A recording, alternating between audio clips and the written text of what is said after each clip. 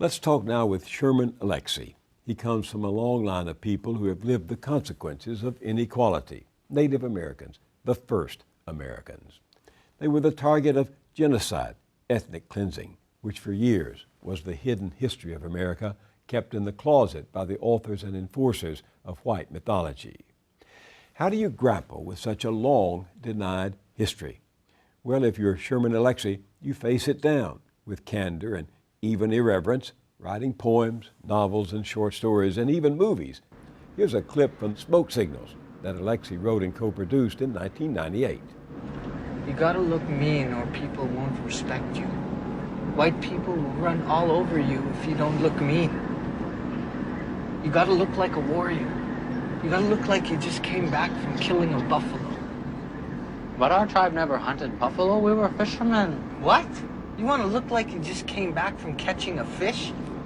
This ain't Dances with Salmon, you know. Alexie has published 22 books of poetry and fiction, including The Lone Ranger and Tonto, Fist Fight in Heaven, War Dances, and The Absolutely True Diary of a Part-Time Indian, a book for young adults and winner of the National Book Award. His latest work is a collection of short stories, old and new, with the title Blasphemy. I'll ask him why. He now lives in Seattle, like many of his characters who left the reservation for the city, living in between and traveling across boundaries both real and imagined. Sherman Alexie, welcome. Oh, thank you. It's good to be here. Life for you is a lot of in-between, isn't it? Well, as a native, as a colonized people, you do live in the in-between. The thing is, I'm native, but necessarily because I'm a member of the country, I'm also a white American. But you must feel at home in that in-between now because so many people are, as you say, living there. I was taught that it was not easy, that there was something destructive about it. I was taught by my elders, my parents, that it was a bad, dangerous place to be. But I've come to realize it's pretty magical. You know, I can be in a room full of Indians and non-Indians, and I can switch in the middle of sentences. So, and also because I'm ambiguously ethnic looking, you know, I come to New York and I can be anything. People generally think I'm half of whatever they are. So I end up feeling like a spy in the house of ethnicity, you know, because people will talk around me as they would talk around the people in their cultural group. So I get to hear all the secrets and jokes and you know, I'm a part of every community because of the way I look. Is that a big change from your parents' generation and your generation? Oh, I mean, I grew up in a monoculture. We did a family tree in 6th grade on the res, and everybody was related. On the reservation? Yes, including the teacher. My mom and dad met when he moved to the res when he was 5, and she was 14, and she helped him get a drink at a water fountain. My mom was born in the house where her mom was born. So we were as isolated in the sense of Native Americans as anybody else. So, you know, I realized later on that when I left the res to go to the white high school on the border of the res, I was a first-generation immigrant. You know, I'm an indigenous immigrant. What is it like to be an alien in the land of your birth?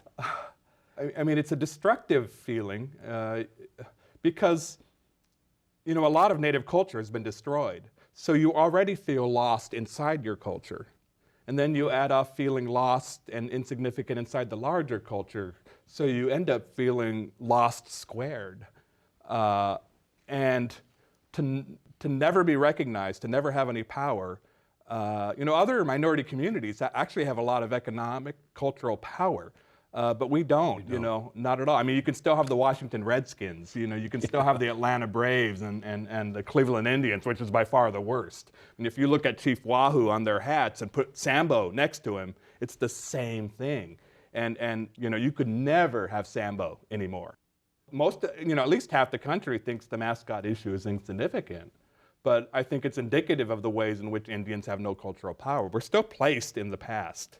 So we're either in the past or we're only viewed through casinos. Do you feel shoved back into that tight space, that closet, even by the questions I ask about Indians, natives, reservation, all of that? Sometimes, but you know, it's who I am, so I have no issue talking about it. You know, I know a lot more about being white than you know about being Indian. I am extremely conscious of my tribalism. And when you talk about tribalism, you talk about living in a black and white world. I mean, Native American tribalism, sovereignty, even the political fight for sovereignty and cultural sovereignty, is a very us versus them.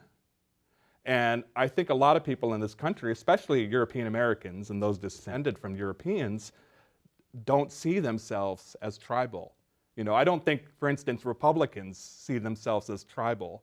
I was speaking to a Republican here in New York, a friend of mine, and you know, I asked him, you think it's an accident that, 80% of Republicans are white males? And he did.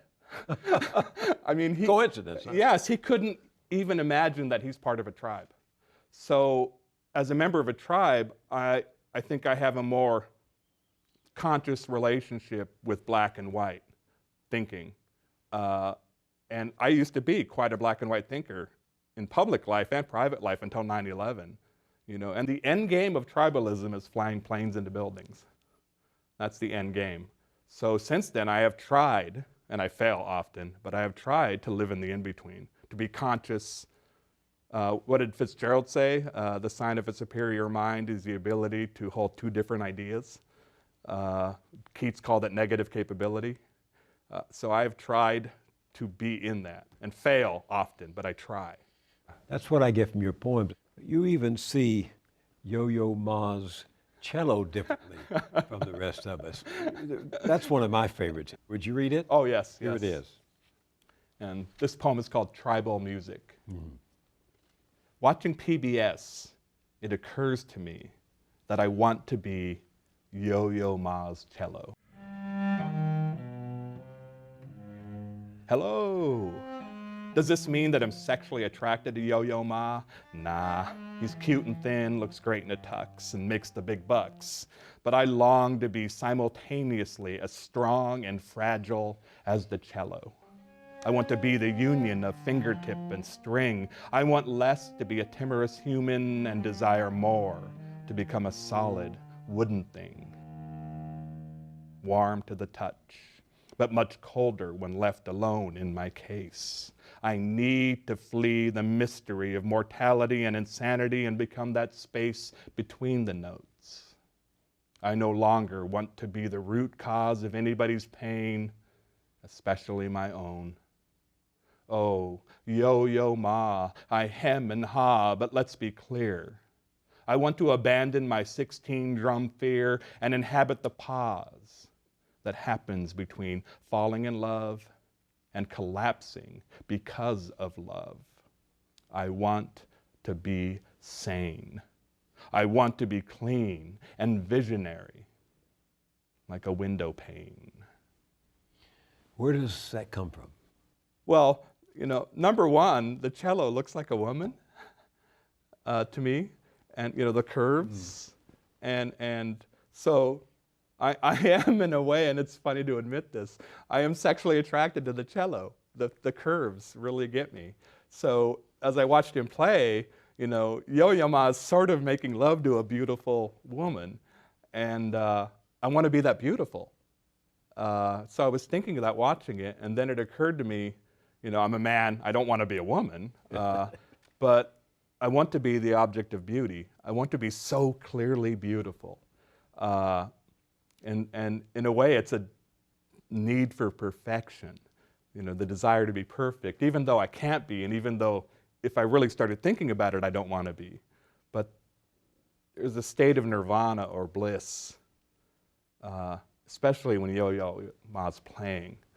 I want to be that blissful, and it's so fleeting, and I'm just incapable of it.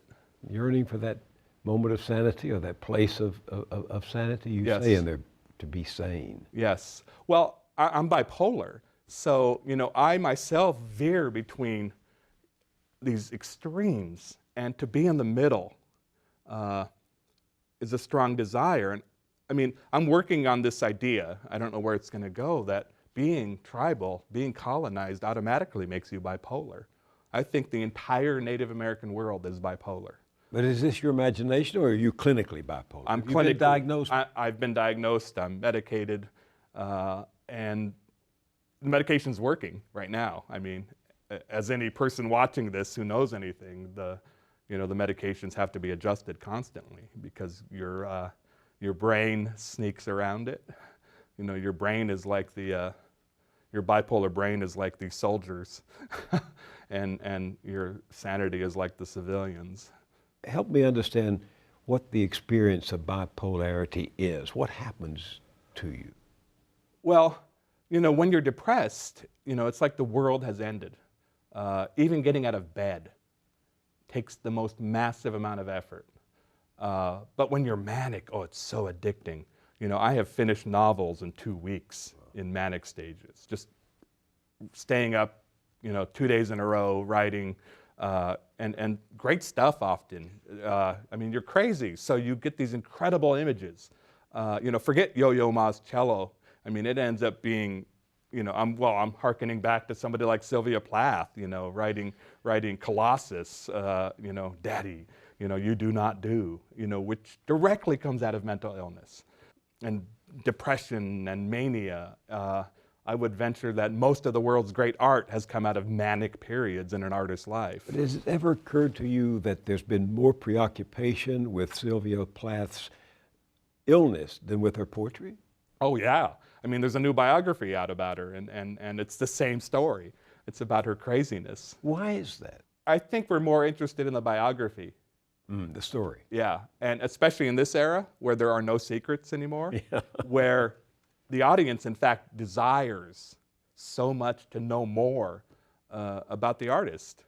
You know, you're supposed to now Twitter everything you're feeling. You know, you go to, you know, some artists, writers' Twitters, and like everybody else, they're talking about what they had for dinner. You know, all over writers' Twitter feeds and Facebook pages are pictures of what they had for dinner. And why anybody would care, you know, that I had a bowl of cereal in my hotel room this morning, I don't get it. And So does that explain the Facebook sonnet? oh, definitely, All definitely. right, let's hear that one.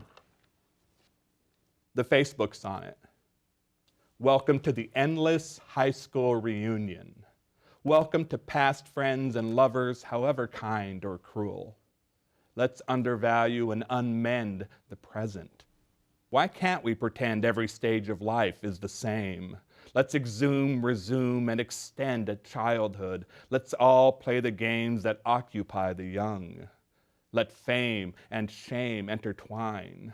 Let one's search for God become public domain. Let church.com become our church. Let us sign up, sign in, and confess here at the altar of loneliness.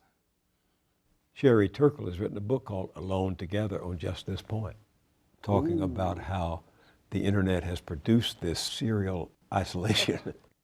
Well, when I think of the human is so complex, you know, and as we're relating here, we're relating on so many different levels that we don't consciously understand. I mean, we're actually smelling each other right now, but we, as we talk, don't know that, but our bodies know that. You know, my gestures, your gestures, the look in your eye, and the internet takes all that away. There is one level of communication on the internet, which actually, in a way, is really insulting to the complexity of being human. How so?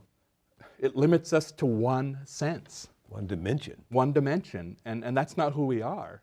The poetry, if you will, of life is reduced to this sort of dry, scientific, you know, it's the worst sort of précis of who we are. And you know, I don't have Facebook friends, I have friends. and a lot of my friends play basketball, and when we play basketball together, literally we're touching each other. And that can't be replicated in any form whatsoever with the internet. And when people say they're really connecting with somebody, I think it occurs to me that I don't know that they've ever really connected with anybody if they think the internet is how you do it. You know, it's postcard relationships. In order to know somebody through their words, I mean, it has to be a letter. You know, it has to be a long email. It has to be a 5-page handwritten letter.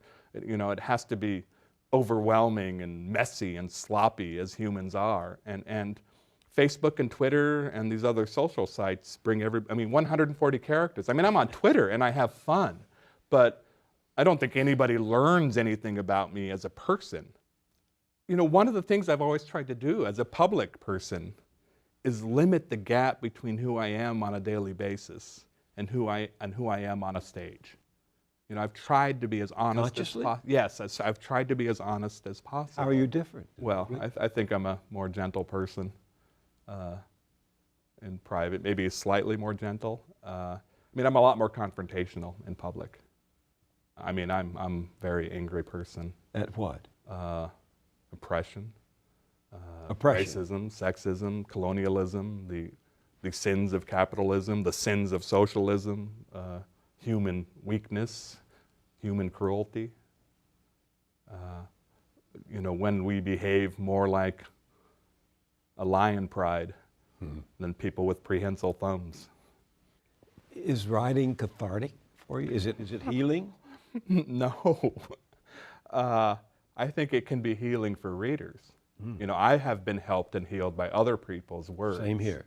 But my own words for myself, oh man, I don't think so. Do you think of yourself as a poet first and foremost? Because that's how I first got introduced to you. I'm naturally a poet. I started as a poet. I think it's how I look at the world. You know, How does it help you see the world? you know, I look at Yo-Yo Ma's cello and want to be the cello. I think a novelist would want to write about where the cello came from, who built it. I don't care. In this poem, tribal music, whose tribal music are you writing about? Mine, a tribe of one. You know, one of the things about being tribal, being a member of a tribe, is the force that makes the tribe, for you to be like the tribe, to share similar values, to be less of an individual and more a very conscious member of a community, to share political beliefs, to share cultural beliefs. And I've always resisted that. One of the misconceptions about Indians, you know, because liberals love Indians, you know, white liberals worship Indians, but actually Indians are a conservative lot. I mean, we by and large, we vote Democrat, but we live very Republican lives. You know, in Indian communities, there's no separation of church and state. War is a virtue. Guns are everywhere. By and large, pro-life. So, you know, once again, it's a very bipolar existence. You know, knowing that Democrats, by and large, are going to support us more, but still behaving like Republicans. You know, it occurs to me it's like big city Republicans who live these incredibly liberal, secular lives in the city while espousing small-town religious politics.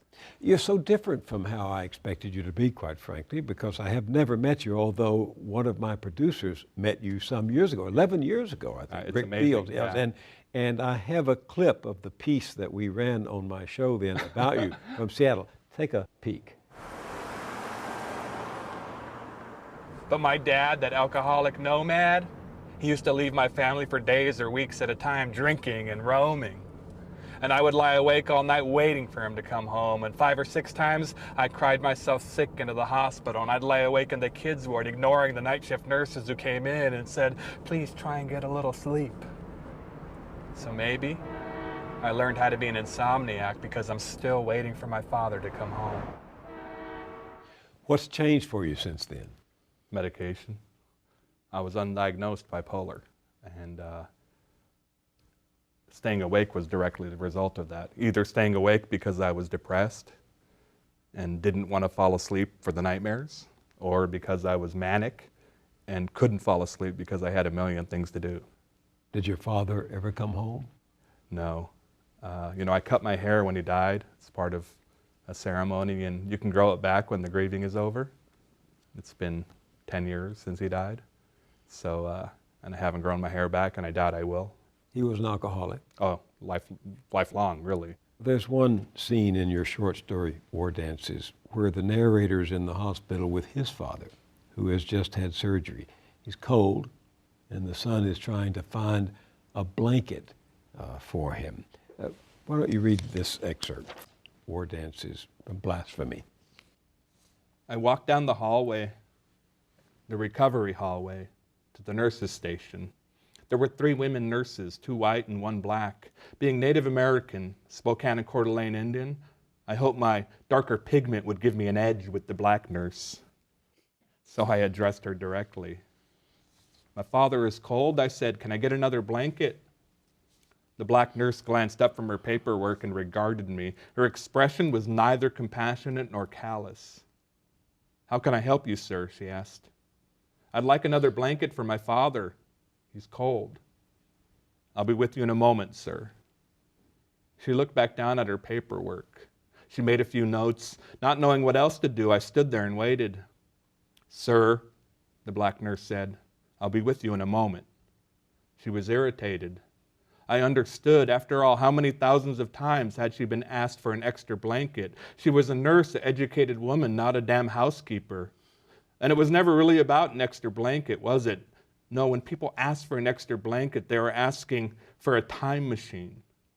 And yes, she knew she was a healthcare provider, and she knew she was supposed to be compassionate, but my father, an alcoholic, diabetic Indian with terminally damaged kidneys, had just endured an incredibly expensive surgery for what? So he could ride his motorized wheelchair to the bar and win bets by showing off his disfigured foot? I know she didn't want to be cruel, but she believed there was a point when doctors should stop rescuing people from their own self-destructive impulses. And I couldn't disagree with her, but I could ask for the most basic of comforts, couldn't I? "My father," I said, "an extra blanket, please." Autobiographical? Oh, completely. I remember when my first short stories came out and people were calling it autobiographical, and I fought it. And then 10 years later, I reread the book and thought, oh, shoot, this is memoir. Eventually, the son in the story finds a Pendleton blanket. What's a Pendleton blanket? It's actually made by a white-owned company in Oregon. These blankets have become highly sacred among Indians, and actually the Pendleton Company is amazing in their relationship with Indians. So, we love the Pendleton Company in Oregon. And they're gifts, The joke is they're like Native American fruitcakes. The same blanket travels over and over and over, and nobody ever uses it. Was that you searching for a blanket? Or wishing you were? Wishing and the desire to go out, because I knew there'd be Indians in the hospital. If you're near an Indian community, there are Indians in the hospital. And so I knew somewhere in that hospital was an Indian family with more than one Pendleton. And in the story, the son brings the blanket back, and he and his father sing together. Yeah. Did that happen? No, we never sang together. You wish it had happened? Yes. Even if we'd sang Elvis together, that would have been great. You know that you've been described as both an explorer and an exploder of Indian stereotype. And alcohol is surely one of the most persistent stereotypes, correct? It's not a stereotype. It's a damp reality. Native Americans have an epidemic rate of alcoholism. I'm an alcoholic, recovering. My father was an alcoholic. My big brother's an alcoholic. One of my little sisters an alcoholic. My mom's a recovering alcoholic. Every single one of my cousins is a drinker. All of my aunts and uncles were drinkers. Some of them have quit. Some of them never did. My classmates, 3 have died in alcoholic-related accidents. My brother has had 5 best friends die in alcohol-related accidents. And we're not atypical. What have you come to understand about that? It's medication. Trying to take away the pain.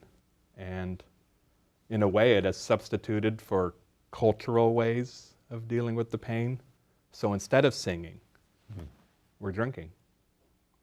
And my father often said, I drink because I'm Indian, which, is the saddest thing imaginable.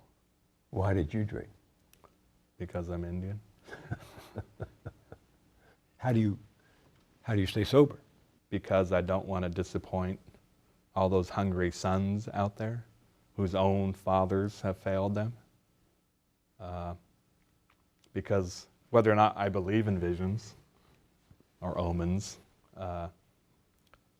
The last time I drank, I completely destroyed my then girlfriend's birthday party with my alcoholic behavior, and woke up the next day, late in the afternoon, feeling deeply ashamed and thinking once again, I'm going to quit.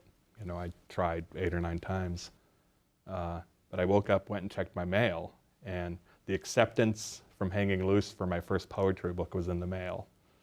And I thought, okay, this is a sign. Write poems, sober up. And you did? And I did. You live in Seattle now. You Yes. lived there for how long? 20 years.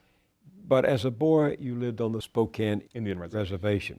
How do you feel where you're in a place where your people were ethnically cleansed? We didn't make reservations. The military, the U.S. military and government made reservations, and it was a place where we were supposed to be concentrated and die and disappear.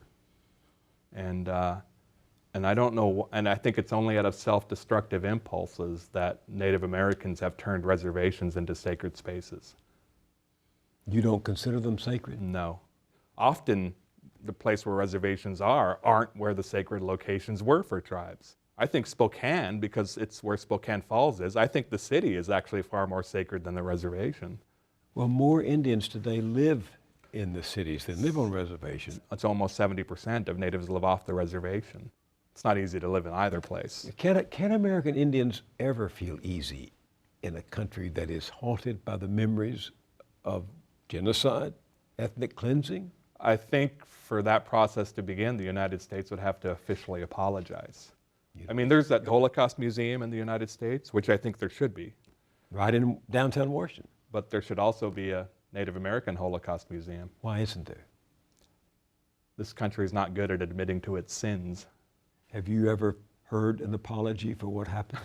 From white liberals, but never from white conservatives. But, you know, you were nearly exterminated. Oh, You're late 19th century, early 20th, we almost blinked out.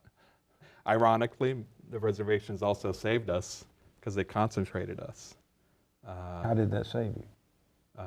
Breeding. You know, it wasn't until much later when the U.S. government realized that relocation, taking us out of, you know, highly concentrated ethnic communities was the way to dissipate us. That didn't work either. No. You know, there were blonde Indians now, red-headed Indians. So it was cultural protection. It was sovereignty.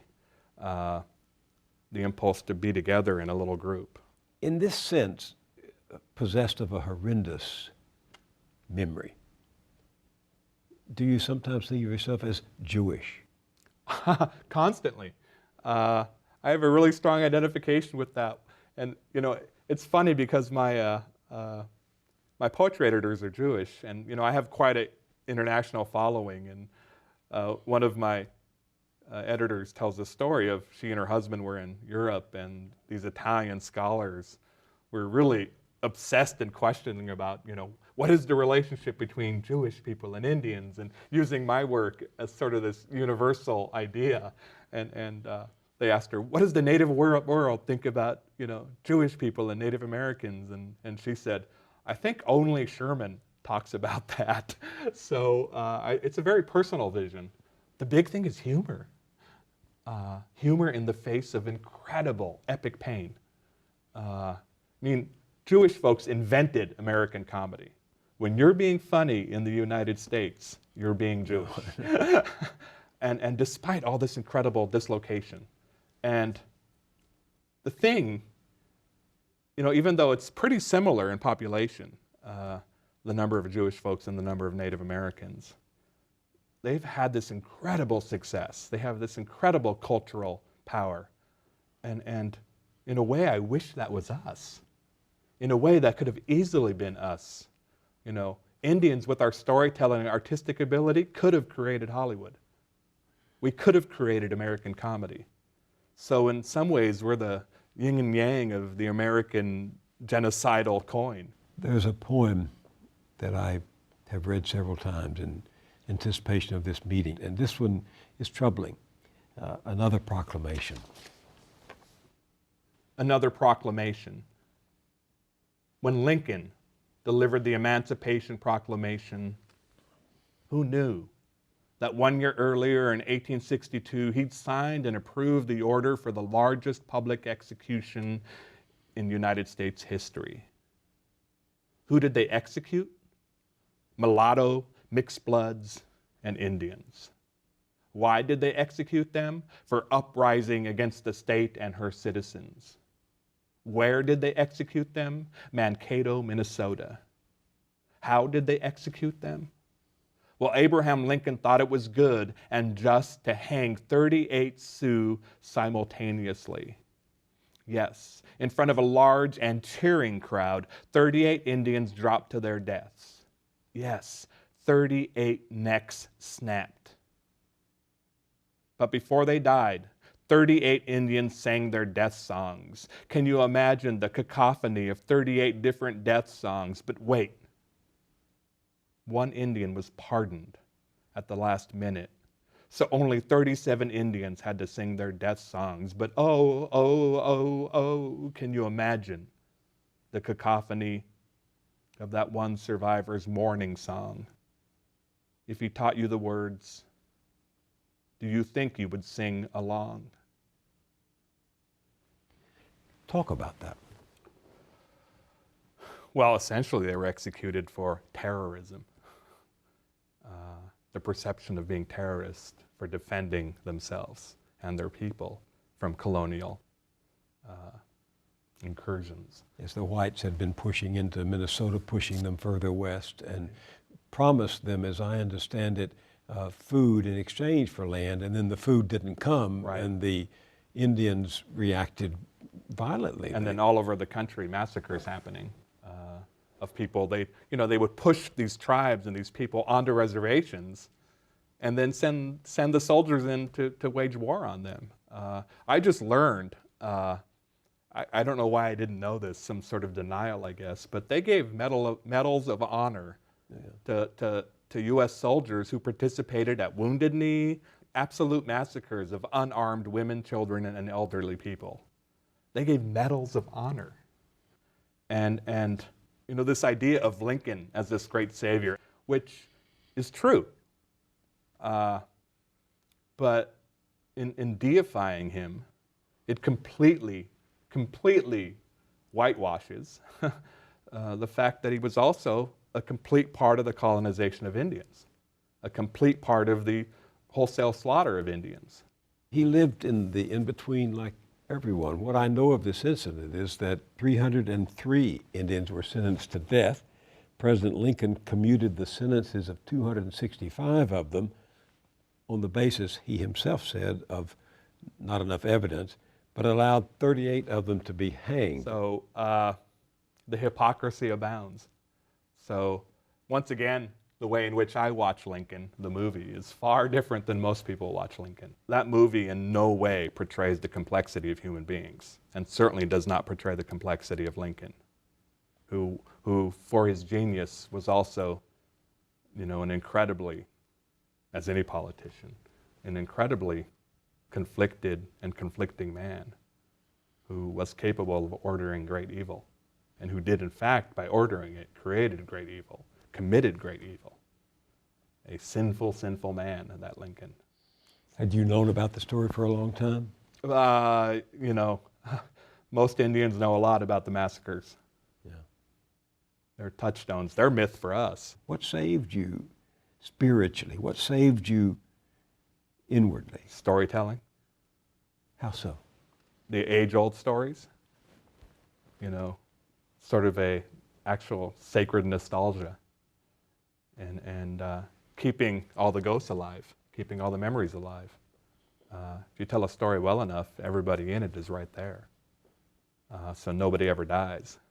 Why did you call this book blasphemy? Because I've been so often accused of it by Indians and non-Indians. How so? Because I question everything.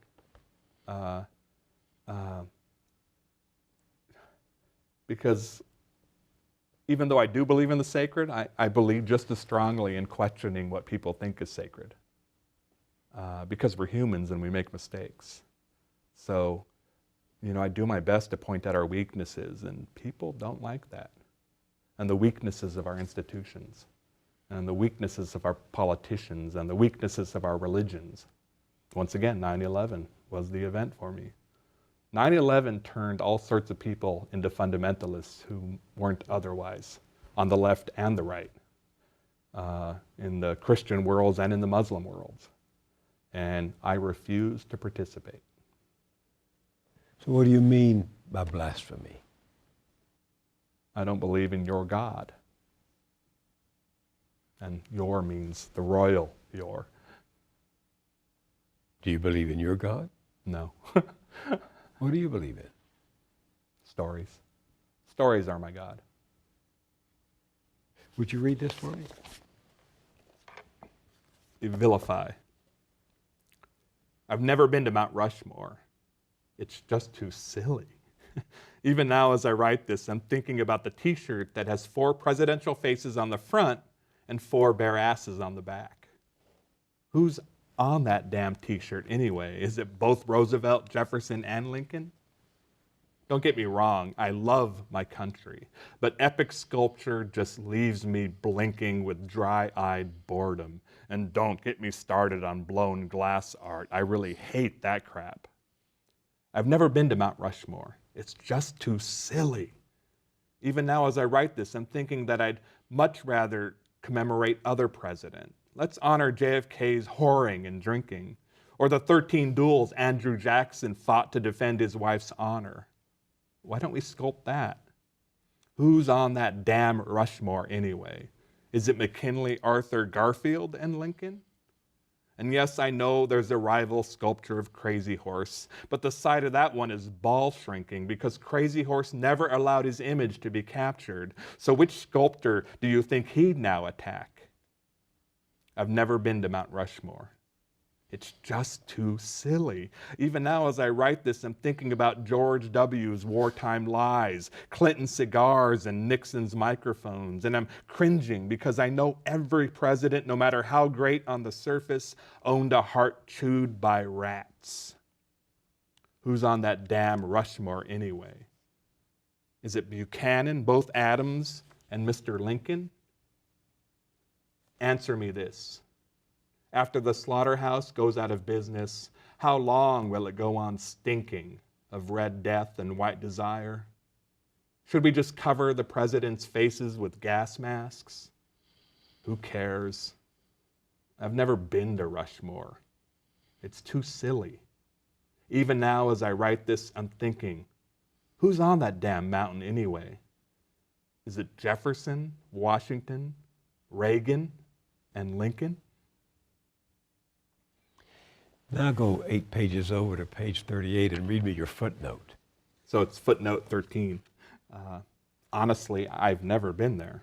This is not a conceit for the poem. I've truly never had any interest in visiting Mount Rushmore or the Crazy Horse Memorial. Once while driving in the region, I thought about stopping by, but I didn't. I have no regrets. I've seen Alfred Hitchcock's film North by Northwest, where Cary Grant's climactic battle with the bad guys happens on the face of Mount Rushmore.